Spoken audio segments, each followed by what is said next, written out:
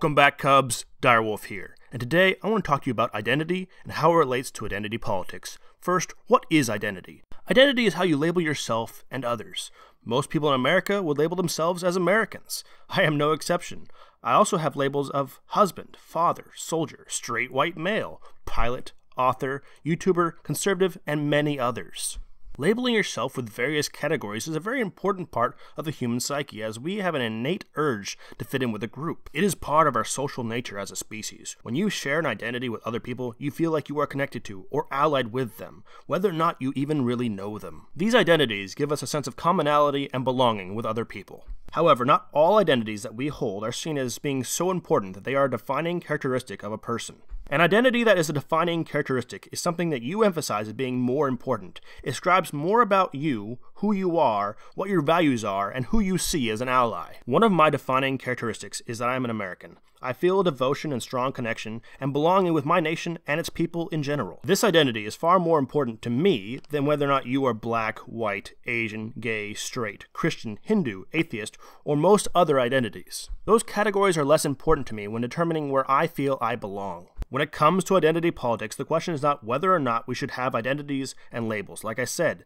they are something that humans need to feel like they belong in a group. Without a perceived commonality, a person can feel lonely and without purpose. The question is, what identity does our culture emphasize as being a defining identity of a person? You see, social justice warriors teach that people should put emphasis on identities like being white, black, or certain types of sexuality. By doing this, they're teaching that the community that you should be attached to is actually only a small subcomponent of a much larger group like your state, country, or really, humanity as a whole. This creates division and conflict within communities as they develop the view of, I need to support and protect this group over others, while remaining in a small vicinity and competing for the same resources. This is the us versus them mentality that destroys communities. And the effect is more profound with the more divisions within a larger group, and the more intertwined the activities of those divided groups are. Take, for example, myself. One of my defining characteristics is that I'm an American.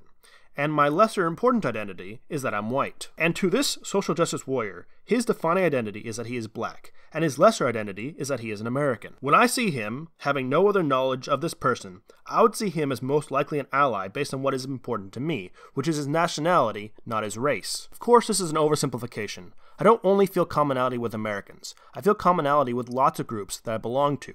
However, because he is an American, I might assume that he understands my culture and my values. However, if he does not value nationalism, but does value greatly his identity as a black person, then he may not perceive me as likely being an ally with no other knowledge of me. He may not perceive me as being someone he'll have much in common with because he values his racial identity over his national identity. Personal identity, and what you emphasize as being important, greatly affects where you feel you belong and whether or not you feel others belong. In my example, based on our two perspectives, I might feel that the social justice warrior belongs in my group, but he may not perceive that I belong in his group. Unfortunately, dividing ourselves across different identities is something we do naturally. You see it in the development of cliques in schools, universities, and at work. However, a culture can teach which identity to emphasize over others as being more important. What a community emphasizes as being more important has a huge impact on the unity and social cohesion of the group. Example: Muslims have many identities, but the teachings of Islam teach that the identity of being Muslim is the most important, defining identity one person could have. Two Muslims from very different places have an instant sense of community and belonging and mutual support for each other if they both identify with a compatible version of Islam. However, if you view the integration of Muslims in the Western world, you see they do not have a sense of community with Westerners. Instead, they often segregate themselves and are both hostile and competitive with other people that do not share their identity. And this is made worse by the fact that their religion teaches intolerance to other identities. However, the same phenomenon exists in other groups as well. And I do want to point out that I'm being very general right now, and that no group is completely homogenous. There are Muslims who do integrate and do feel commonality with their community, not based on religion. But that is because they emphasize their identity as a member of a Western community as being equal to or greater than their identity as a Muslim. So recently I've been thinking about this topic for quite a bit, and this line of thought recently brought me to the question, what identity should a culture emphasize? Keeping in mind that people will label themselves and give themselves identities naturally,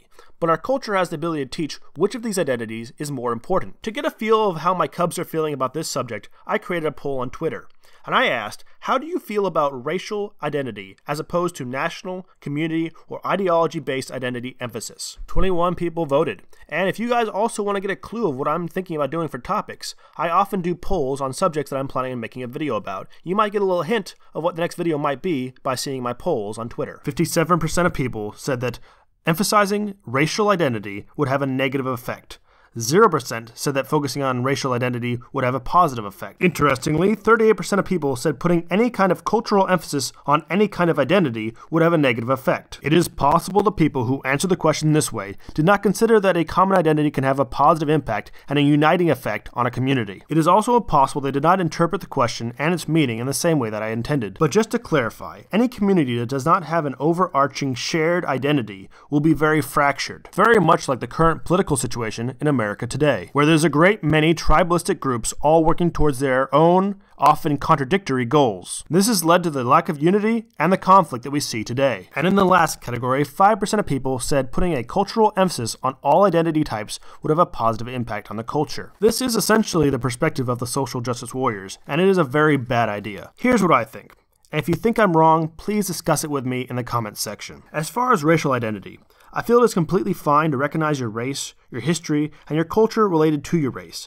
But in America, where we have a diverse mixture of races, I think it should not be your defining identity that you hold because it will result in a lack of unity. It would inevitably lead to groups who place racial identity and the support for one race over another as far more important than the larger community. It would spawn groups like the KKK, black and white nationalist groups, and Mexican, Muslim, white, and black gangs whose uniting factors are their race. Valuing your racial background too much is destructive to a culture, particularly in a culture as diverse and mixed as America. Our culture, our schools, and our media should not overemphasize the importance of one's race. So if not emphasizing smaller groups like race, why not try to shoot for the most inclusive group of all? Why not emphasize that we are all humans first, and that we all belong to that group? Do you believe the entire human race would be willing and able to unite under the mere fact that they all have a common humanity? Sadly, as wonderfully utopian as that sounds, for all of humanity to be so altruistic that we globally stand together and sing "We Are the World," followed by "Kumbaya," I do not think it is realistic at this time, or maybe ever. The dream of uniting all of humanity has only ever played out in works of fiction like Star Trek. The fact is, there's many different nations and cultures in the world, and different nations and cultures have different values, needs, and interests. That when you draw the net so wide, the members of the group start to have much less in common, and their individual needs are not met. The perfect example is how globalism has failed the European Union. They have tried to treat all people as being the same, and able to relate to their way of life, and it has been an unmitigated failure. One problem is that it's hard to unite humanity under the concept that we all have our humanity in common when some people in countries do not view children, women, gays, transgenders, wolves, or infidels as completely human, or even less than human. At this time, I do not think emphasizing our identity as humans in any way will improve our social cohesion. So what identity should we emphasize? I say we should teach an emphasis on our national identities. No matter what nation you are a part of, you should be pulling for your team. You should be first trying to seek to support, defend, and improve the quality of life for the furtherance of your team. But you can't stop there. You can't only teach nationalism. After you focus on making your country healthy and prosperous, after you've done whatever you can for your family and your local community, then you should be teaching generosity to give the excess to help others and other nations. Emphasizing a national identity does not mean you must be hostile towards other nations, only that you worry about the health and welfare of your people first. If we did this, we would not have citizens that feel that they are right to destroy property of and disrupt the lives of fellow countrymen like the BLM and Antifa do. Right now, in America, we've been divided across many superficial and unimportant lines. This is due in great part to overemphasizing group identities that are of less importance. This has created needless conflict and harm. This is greatly due to the fact that our citizenry is fractured and does not feel commonality, unity, and kinship with each other. I'm not saying that teaching allegiance to one's nation will eliminate political debate, but it will greatly change the context of those debates and arguments. It is better to debate among brothers, sisters, and teammates, rather than an open war between bitter enemies and rivals. The core of my argument isn't to tell you that you should be less of who you are, or that the identity you have is not important at all,